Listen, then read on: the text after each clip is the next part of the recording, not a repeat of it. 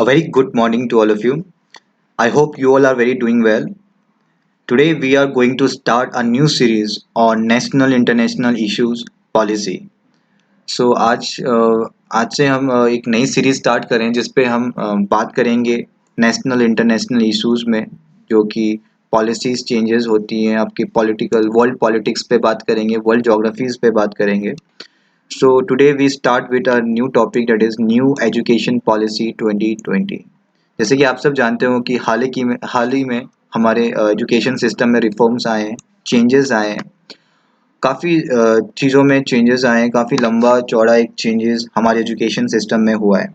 सो उसका एक सिंपल और एक काफ़ी छोटा part today we are going to discuss, that is 10+2 changes to 5+3+3+4 reforms. जो आपके 10+2 सिस्टम आपके हायर एजुकेशन में हुआ करता था, आपके स्कूलिंग सिस्टम में हुआ करता था, वो चेंज होके अब 5+3+3+4 रिफॉर्म्स में हो गया है. और ये रिफॉर्म्स क्या है इसके बारे में हम अभी डिटेल में डिस्कशन करेंगे. हालांकि आप जो ये मिनिस्ट्री देख रहे हो, आप हर स्लाइड में ये मिनिस्ट्री देखोगे, ministry of human resource and development. ये आप हर हर स्लाइड में आपको ये दिखेगा. ये हालांकि चेंज हो गया है, अब ये ministry of human resource development से ये चेंज होकर मिनिस्ट्री ऑफ एजुकेशन हो गया है. ये आप ध्यान रखिएगा. सो जो मेन ऑब्जेक्टिव या फिर मेन रिफॉर्म्स जो करने का एक इरादा था, क्यों चाहिए हमें रिफॉर्म्स पॉलिसीज में, early childhood care and education. एक अर्ली चाइल्डहुड केयर हो, एक एजुकेशन प्राप्त हो चिल्ड्रन को, एक बच्चे को उसको अर्ली एज में एजुकेशन सिस्टम एक ऐसा प्रणाली हो कि उसको एजुकेशन एजुकेशन प्रोवाइड कराई जाए. Universal provisioning of equality early childhood development care and education must be achieve by 2030.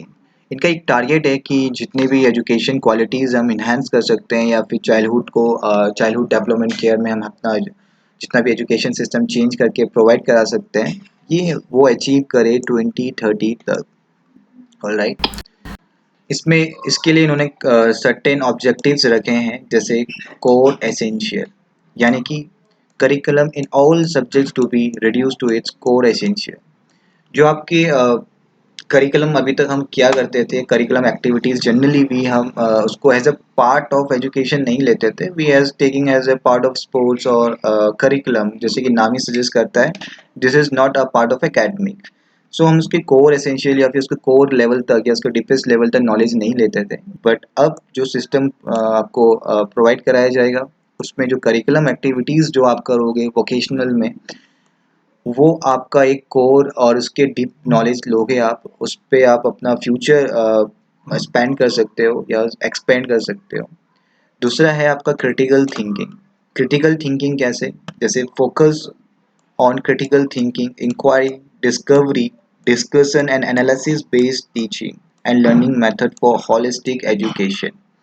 यहाँ बात की जा रही है holistic education. Generally what happen in today scenario, we are given the book, we read the book and we by heart the book, और that's all. हम इतनी knowledge हम अपने दिमाग में रखते हैं.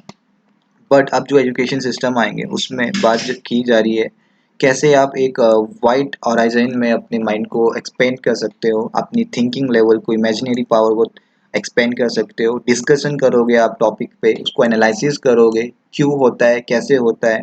ये सिर्फ एक बुक रीडिंग नहीं होगी, इसमें आप प्रैक्टिकली एक्सपेरिमेंटली पढ़ाई करोगे. इस पे आपको हॉलिस्टिक एजुकेशन की और मूवमेंट की जाएगी. तीसरा है आपका इंटरैक्टिव क्लास, जो कि which plays a very vital role in an education system. एक क्लास इंटरैक्टिव कैसे हो सकती है, इस पे हालांकि काफ़ी सालों से रिफॉर्म्स हो रहे हैं, काफ़ी सालों से सर्वे हो रहे हैं. और जो इनमें बात की गई है कि interactive teaching with reduce dependency of text book learning, जो कि काफ़ी इम्पोर्टेंट स्टेटमेंट है. Basically in today's scenario we are more dependent on our text book rather than of facts. हम एक्सपेरिमेंटली या फिर प्रैक्टिकली उस चीज़ को नहीं समझते हैं, rather than हम जस्ट बिलीव करते हैं whatever written in the text book, that's all knowledge we gain. अब ये सिस्टम चेंज होगा. We are no more dependent on totally dependent on text book learning.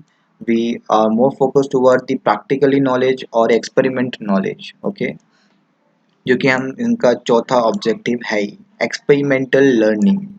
एक फन क्रिएटिव वे में, collaborative वे में, एक्सप्लेटरी वे में activities करा के classroom में कैसे एक एक्सपेरिमेंटल लर्निंग करा सकते हैं हम, कैसे एक स्टूडेंट को डीपर नॉलेज दे सकते हैं उस टॉपिक के बारे में। फॉर एग्जांपल, अगर आप फोटोसिंथेसिस प्रोसेस पढ़ रहे हो, that doesn't mean that you only by heart the process what is synthesis process.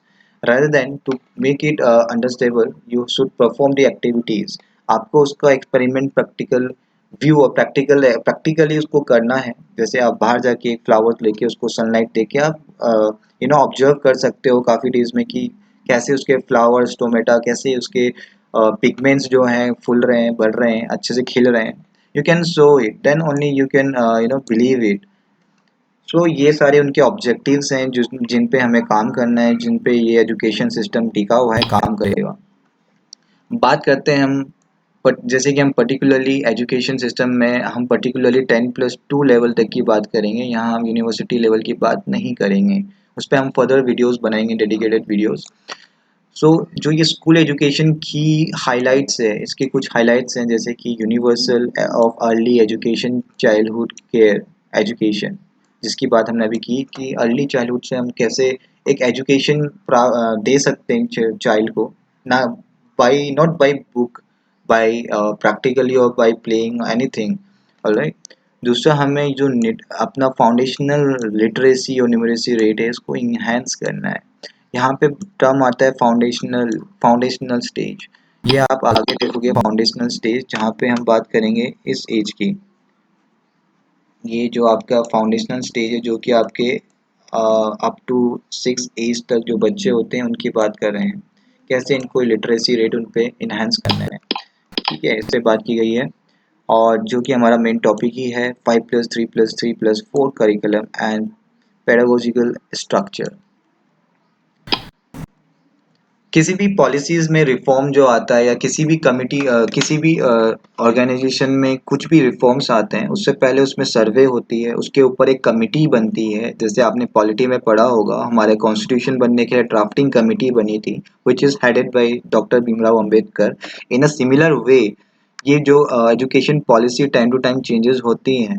हाँ, आपसे ये सवाल बन सकता है कि अभी तक हमारी जो पॉलिसी है कितने बार चेंजेस हुई है। इसका हमें आंसर आपको वीडियो के लास्ट में दूंगा, तब तक आप कमेंट बॉक्स में इसका आंसर दीजिए। सो जो कमिटी है, जनरली ये इसलिए बनाई जाती है ताकि जो भी रिफॉर्म्स हमें कराने हैं उसके प्रो कॉन्स देखने पड़ते हैं कि क्या पॉजिटिव एंड नेगेटिव इफेक्ट्स हैं उसके। सो जो पहला हमारा कमिटी बना था under the chairmanship of late C.T.S.R. Subramanian, committee for evolution of new education policy in 2016। और जो दूसरी कमिटी जो हमारी बनी थी, वो बनी थी हमारी ड्राफ्ट नेशनल एजुकेशन पॉलिसी, जिसको हेड किया गया था हमारे एमिनेंट साइंटिस्ट थे, पद्म Vibhushan doctor K Kasturirangan. This two personality और this two eminent personality are very important as per the exam perspective, क्योंकि आपके किसी भी एग्जाम में कमिटी के बारे में काफ़ी ज़्यादा पूछा जाता है, हु हेडेड द कमिटी।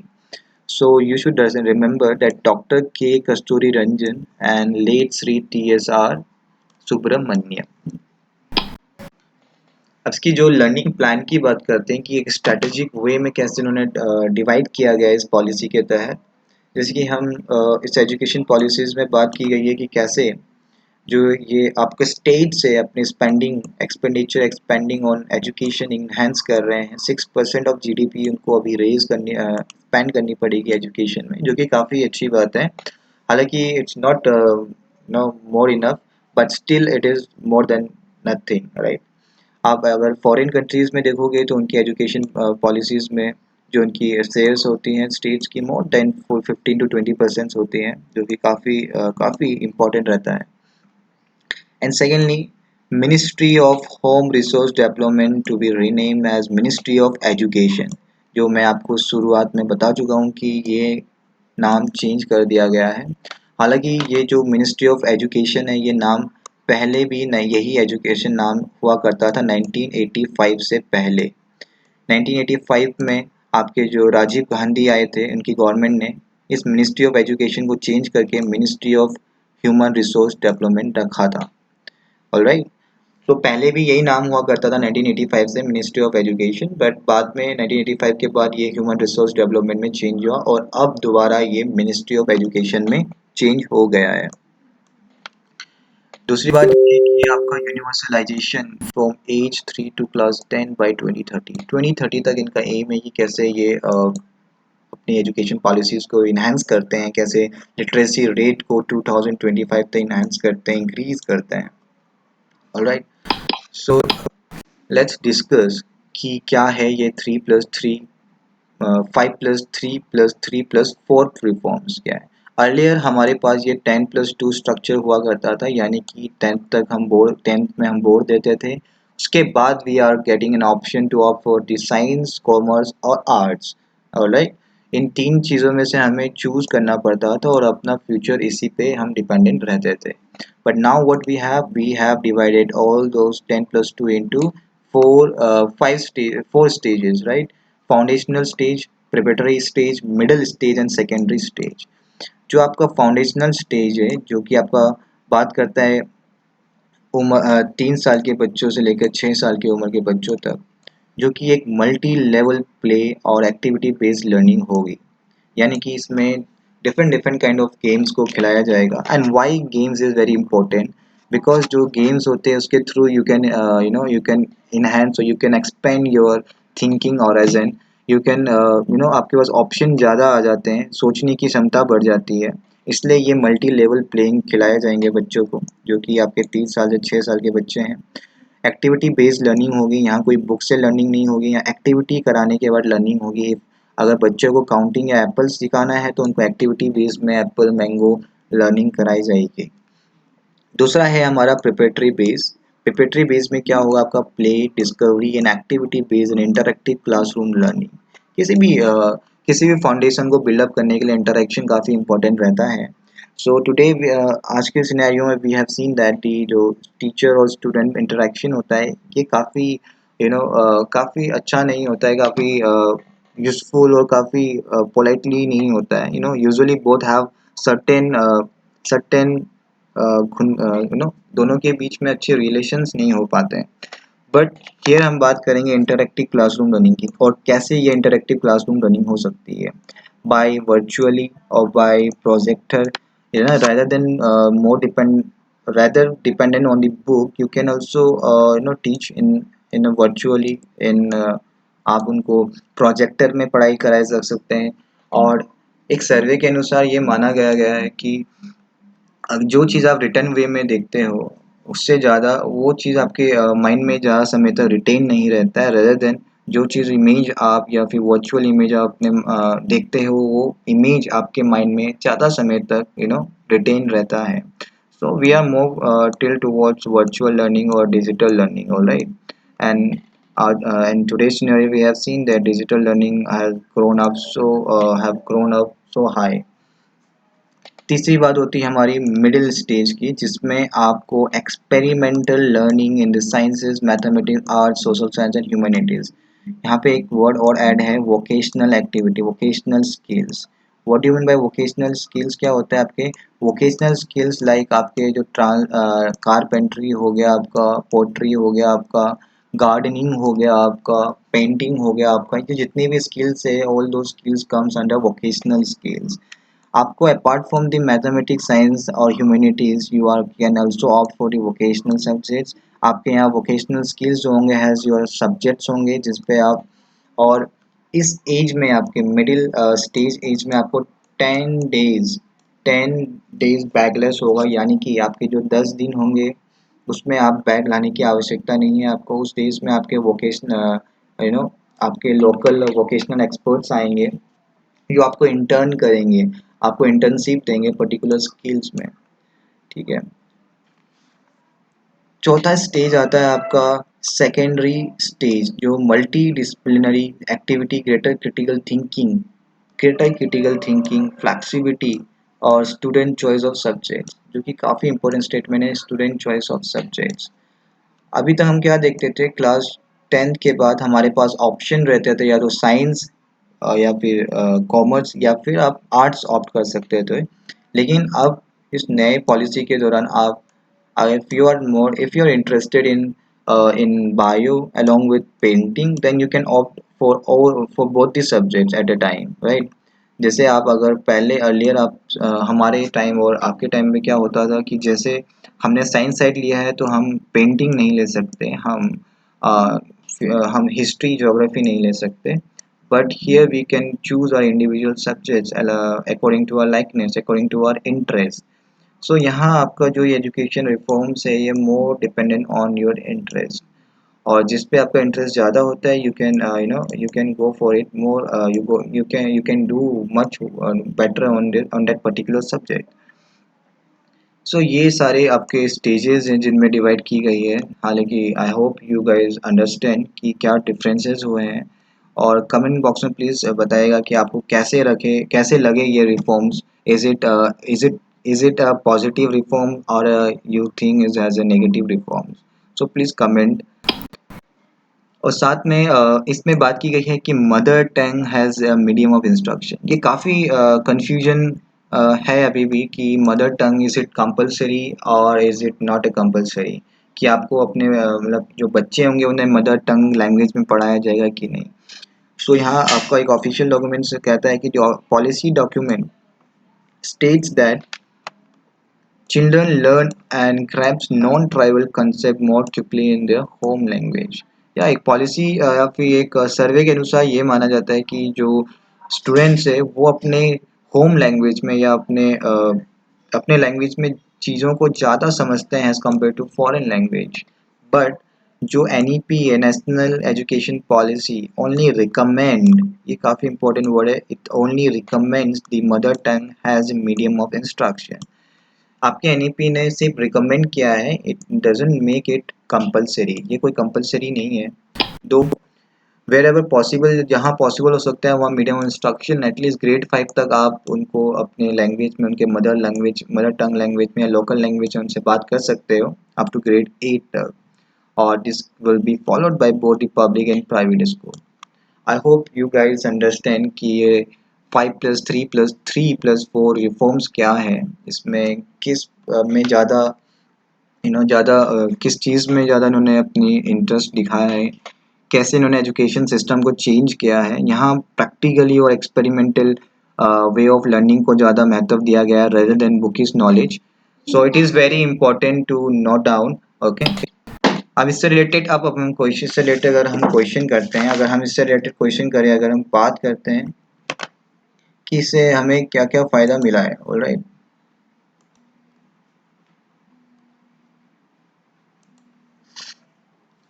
हम बात करते हैं इससे आपको पॉजिटिव इफेक्ट क्या क्या होंगे, इसके जो रिजल्ट्स हैं कैसे हैं।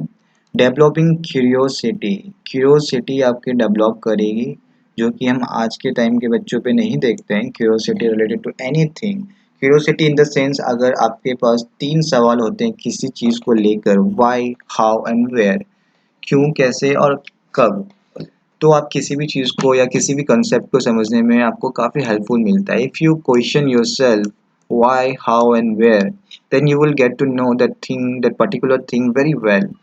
ठीक है, उससे आपका क्या होता है, यू फाइंड इट, आप उसके बारे में रिसर्च करते हो, उसके बारे में सोचते हो, डिफरेंट एंगल से अपने माइंडसेट को लगाते हो, that enhance your logical thinking and problem solving skills. आप इसमें आपके वोकेशनल स्किल्स भी ऐड किए गए हैं, यानी कि आपके आर्ट्स, क्राफ्ट, म्यूजिक में ज़्यादा आपका ध्यान मतलब you can have your future in this vocational skill as well. आपके रिलेशनशिप विद नेचर्स काफ़ी इंपॉर्टेंट हो जाता है, जैसे कि मैंने बात की आपके वोकेशनल स्किल में आप गार्डनिंग को परस्यू कर सकते हैं as your vocational skills. So you can also have a future, you can also opt, if you love nature, then you also love the plants, animals. That means you can also opt for the botany or zoology, right? That makes you very easy to understand that in which field you want to go when you completed your 12th standard, when you completed your higher education। क्योंकि हम अपने time पे देखते थे after completing our 12th education we are not very sure कि हमें क्या करना है, we only have a few options, rather to choose for rather to opt engineering or medical, or go for some you know or go from normal degree at BSc and all। So we don't have much opportunity, or we will not have much option to opt for to continue our future, right? But इस system में आपको very early stage में ही, early as में ही आपको मालूम चल जाएगा किस तरह आप अपनी स्किल पे कमांड कर सकते हो। आपको अपने स्किल सेट के बारे में मालूम चल जाएगा, तो आप फ्यूचर में after completing your higher education you can opt for that. So very helpful. It increase your team work and collaboration. अगर आप कोई प्रैक्टिकली एक्सपेरिमेंट कर रहे हो, तो आप उसमें सर्वे करते हो, उस पर एक्सपेरिमेंट करते हो, and you will have to work in a team. So इससे आपको क्या होता है, टीम वर्क इन्हेंस होती है, आपको उसके पॉजिटिव उसके बारे में मालूम चलता है कैसे एक टीम वर्क होता है। एथिक्स के बारे में आप लर्न करोगे, आपको एथिक्स के बारे में भी एक सब्जेक्ट, आपको एथिक्स क्या है, कैसे है। Generally we do not know ethics in our academic session, right. हमारे एजुकेशन स्कूल में अभी तक हमने 12th तक कभी एथिक्स नहीं पढ़ा है, अगर हम आर्ट्स को छोड़ के बात करें अगर। So it is very important to learn ethics. Etiquette, behavior and emotional development भी enhance करता है. So this all are the positive, or this all are the results, after having this education policy system in our India. So I hope you all understand कि क्या है ये changes और किस तरह से ये changes हमारे लाइफ एक्सपीरियंस को change कर सकता है. Alright. So there will be two questions I'm going to ask you. The first question is the first education policy published in. जो पहला education policy था हमारा जो publish हुआ था वो कब हुआ था? So the right answer to this question is option B, that is 1968.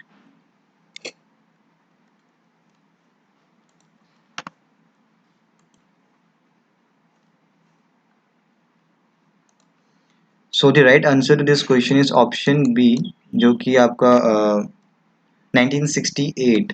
Alright. आपके जो दो बार रिफॉर्म, इससे पहले आपके दो बार रिफॉर्म हो चुके हैं आपका एजुकेशन पॉलिसी, दैट इज एक आपका हो चुका है 1968 पे, और एक आपका हो चुका है 1986 पे। Alright. So this before this 2020 reform, there two times the education has reformed, in 1968 and in 1986. So our next question is, who is the chairperson of Ministry of Education? Most of the you has confuse कि ये ministry of education क्या है।